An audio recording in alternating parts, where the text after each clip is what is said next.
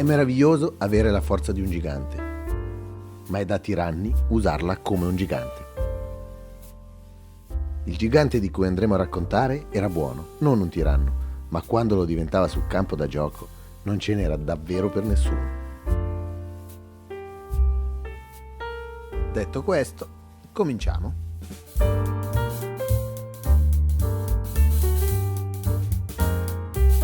Il 21 agosto 1936 a Filadelfia nasceva un pargoletto di 4 kg e lungo 60 cm.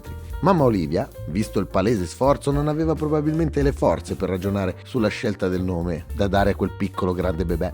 Perciò, visto che la loro casa si trovava in Wilton Street, decise di chiamarlo Wilton Normal Chamberlain. Wilt. A 10 anni era alto 1,80. A 14 2,11 m. Il fisico non gli mancava, anche se nei primi anni risultava molto fragile e con diverse problematiche respiratorie. Nell'adolescenza, però, esplose con una coordinazione inusuale per quelle lunghe leve. La naturale conseguenza era lo sport, con l'atletica, soprattutto nel salto in alto, considerato che a 12 anni saltava 1,99 m. Ci sarebbe anche la pallacanestro, ma a lui non piace, è troppo da femminucce. Ed ecco il reale motivo per il quale uno dei più grandi giocatori della storia ha scelto di giocare a basket, perché gli è stato detto che alle ragazze piace. Chicks dig it. Quindi questa spintarella iniziale fece sì che al liceo nelle prime 16 partite segnò 800 punti, una media di 50 punti a partita. Il gigante era un animale, radeva al suolo le difese. Ci sono stati avversari che si sono ritirati dopo aver giocato con lui. Per fermarlo lo prendevano letteralmente a morsi sulle braccia. Ma lui continuava a segnare.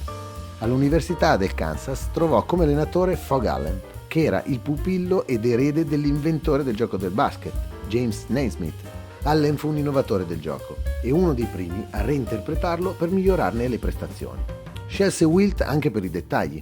Per esempio, pensava di aver preso un giocatore che avrebbe potuto fare il 100% ai liberi.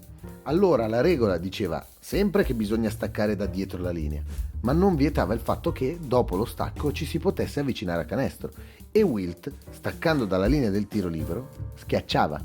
A causa sua, questa regola fu modificata, e non solo questa. Più che un gigante, sembrava di avere davanti un semidio.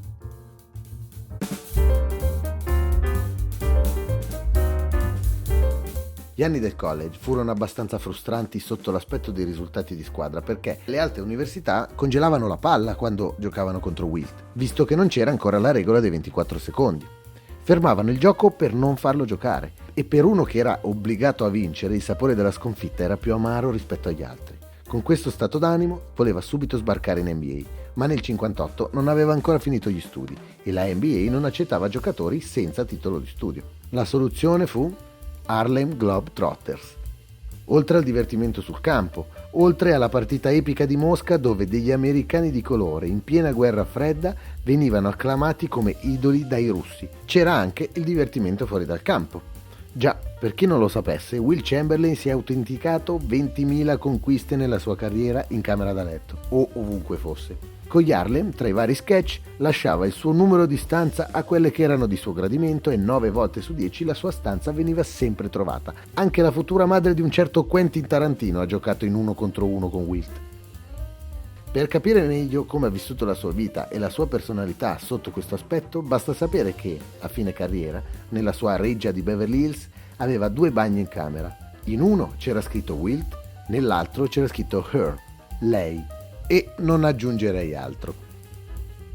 Viveva la notte, conosceva tutti a New York dove risiedeva. Sì, perché nel frattempo era finalmente atterrato in NBA. Viveva a New York e giocava a Philadelphia, nei Warriors. Da rookie era il più pagato di tutta la lega, 37,6 di media con 27 rimbalzi, ma ai suoi primi playoff ebbe la prima big collusion, l'incontro con Bill Russell, che gli fece assaggiare la prima di tante sconfitte contro di lui. A fine stagione era stanco di falli sistematici e cattivi che era costretto a subire. Dopo una sola stagione annunciò il ritiro. Ritirò l'annuncio del ritiro subito dopo, visto che gli ritoccarono ulteriormente lo stipendio a $65.000. Meglio per tutti. Come detto, era caldo Wilt.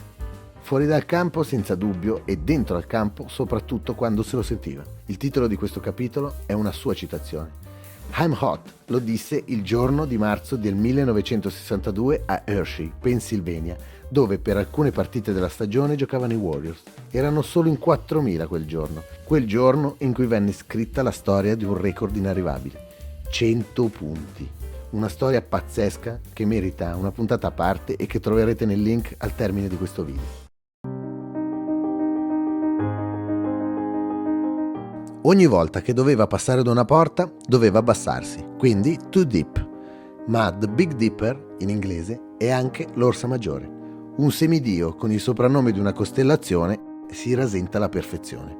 Perfezione che però è impossibile da raggiungere in questa vita terrena.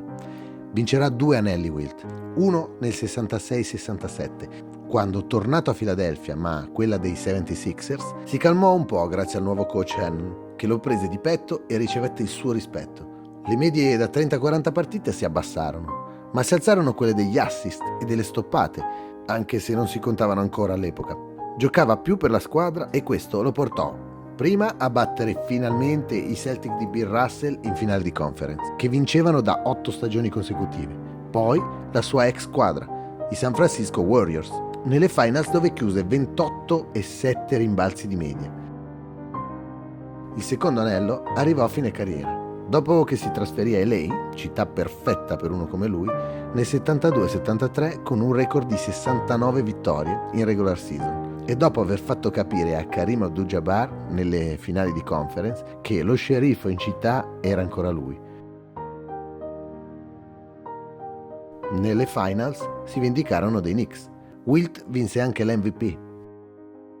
Di certo era passionale e di conseguenza emotivo, un semidio fragile. Non ha vinto come Bill Russell perché non aveva quell'ossessione. Le giornate in cui gli scattava era semplicemente inarrestabile. Per il resto dava importanza ad altro.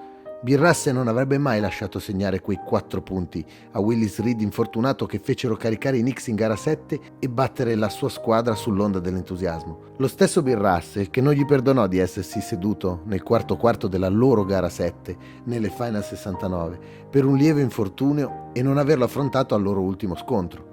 Tutto vero, ma a Bill Russell probabilmente mancava un po' di magia per essere come Will Chamberlain. Poi il suo cuore ha smesso presto di battere, quando aveva 63 anni. Forse ne aveva viste abbastanza, ma di sicuro ne aveva viste delle belle. Come diceva lui all'avversario quando decideva che era veramente troppo: no more layup in this jam. Ma gli ultimi anni se li ha goduti, ovviamente, come quell'anno negli Harlem.